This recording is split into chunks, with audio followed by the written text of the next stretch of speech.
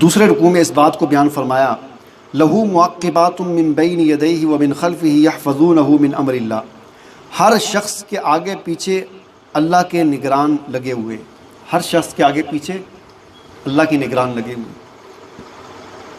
ایسا نہیں ہے کہ کوئی ہم دنیا میں کوئی آزاد پھر رہے ہیں، ہم سمجھ رہے ہیں کہ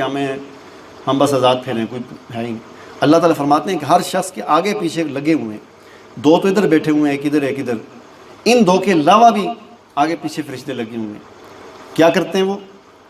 یحفظونہ من امر اللہ، وہ بندے کی حفاظت کرتے ہیں اللہ کے حکم سے۔ روایات میں آتا ہے کہ اللہ کی اتنی مخلوقات ہیں، جس طرح جنات ہیں، جنات کے علاوہ بھی اور پتہ نہیں عجیب و غریب قسم کی دیو اور پریاں اور پتہ نہیں کیا کیا مخلوقات ہیں اللہ تعالیٰ کی، چڑیلیں، یہ ساری اللہ کی مخلوقات ہیں مختلف قسم کی جو ہمیں نظر نہیں آتی، اور پتہ نہیں کیا کیا ہوں گی جن کا ہمیں علم ہی نہیں ہے۔ تو اللہ تعالیٰ نے انسان کی حفاظت کے لیے فرشتے لگائے ہوئے ہیں۔ کچھ فرشتے ایسے ہیں جیسے یہ دو کا میں نے کہا کہ یہ نیکیاں لکھتے ہیں، یہ گناہ لکھتے ہیں، اس کے علاوہ کچھ کا کام ہے حفاظت کرنا، اور کچھ ایسے ہیں کہ جو اسپیشل بلانے پر آتے ہیں۔ مثلا آپ نے آیت الکرسی پڑھی تو فرشتہ حاضر ہو گیا، آپ کے ساتھ آ گیا، رات کو آپ نے پڑھی وہ فرشتہ آ کے کھڑا ہو گیا، صبح تک کھڑا ہے، حضور علیہ السلام نے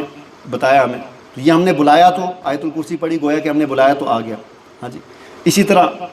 آپ نے صبح کے وقت سورہ حشر کا آخری رکوع پڑھا، لا یستوی اصحاب النار و اصحاب الجنہ اصحاب الجنۃ هم الفائزون، یہ آخری آیات جو ہیں 3-4 آیات، هو اللہ الذی لا، صبح کے وقت آپ نے پڑھی تو روایات میں آتا ہے کہ 70,000 فرشتے جو ہیں وہ شام تک دعا کرتے رہتے ہیں، اس کی حفاظت میں لگے رہتے ہیں، اور شام کو پڑھی تو صبح تک، تو یہ احادیث میں آتی ہے۔ تو یہ برحال یہاں پر بھی اس بات کا ذکر ہے کہ ہر انسان کے ساتھ اس کے آگے پیچھے فرشتے لگے ہوئے ہیں جو اس کی حفاظت کرتے ہیں۔ کئی مرتبہ ہم دیکھتے ہیں کہ ایک آدمی، ہم کہتے ہیں نا کہ بھائی میرا ایکسیڈنٹ ہونے والا تھا، بال بچ گیا، تو وہ بال اسی طرح بچتا ہے آدمی کہ وہ فرشتہ ایک دم بچا لیتا ہے، کوئی گرنے والا ہوتا ہے تو ایک دم فرشتہ بچا لیتا ہے، لیکن جب اس کی تقریر میں لکھا ہوتا ہے اللہ کی طرف سے کہ یہ ہونا ہے تو پھر فرشتہ پیچھے ہٹ جاتا ہے اور پھر وہ کام ہو جاتا ہے۔ آگے پھر اس بات کو بیان فرمایا کہ ان اللہ لا یغیر ما بقوم حتی یغیروا ما بانفسہم، اللہ تعالیٰ کسی قوم کے حالات کو اس وقت تک نہیں بدلتا جب تک قوم اپنے اعمال کو نہ بدلے، یعنی اچھے حالات اور امن و امان یہ اس وقت تک برے حالات اور مصائب میں تبدیل نہیں ہوتا جب تک انسان اپنے اچھے اعمال کو برے اعمال میں نہ بدل دے۔ لوگوں کے اعمال برے ہو جاتے ہیں تو حالات بھی برے ہو جاتے ہیں، لوگوں کے اعمال اچھے ہو جاتے ہیں تو حالات بھی اچھے ہو جاتے ہیں۔ تو اللہ تعالیٰ کسی بھی فرمایا کہ قوم کے حالات کو نہیں بدلتا جب تک کہ وہ نہ بدل دے اپنے آپ کو، مطلب یہ ہے کہ اپنے اعمال کو۔ اس کے بعد آگے اس صورت میں اس بات کو بیان کیا گیا ہے کہ اللہ کی جو یاد ہے، اللہ کا جو ذکر ہے، اس میں فرمایا کہ دلوں کا اطمینان ہے۔ الا بذکر اللہ تطمئن القلوب، فرمایا کہ قل ان اللہ یضل من یشاء ویہدی الیہ من اناب، اللہ جسے چاہتا ہے گمراہ کرتا ہے اور اللہ جسے چاہتا ہے ہدایت دیتا ہے،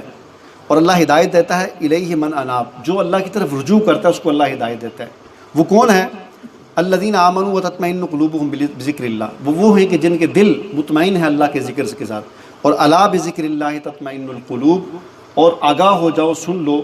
کہ اللہ کے ذکر سے دلوں کو اطمینان ملتا ہے۔ اللہ کا ذکر کیا ہے جی؟ یہ جو ذکر اذکار ہیں، تسبیحات ہیں، یہ بھی اللہ کا ذکر ہیں، اور اللہ کا سب سے بڑا ذکر اللہ کی کتاب قرآن ہے۔ اس سے جو ہے وہ دلوں کو اطمینان ملتا ہے، اگر اس کے ساتھ ہمارا تعلق ہو، ہم اس کی تلاوت کریں، اس کو سمجھنے پڑھنے کی کوشش کریں تو اس سے دلوں کو اطمینان ملتا ہے۔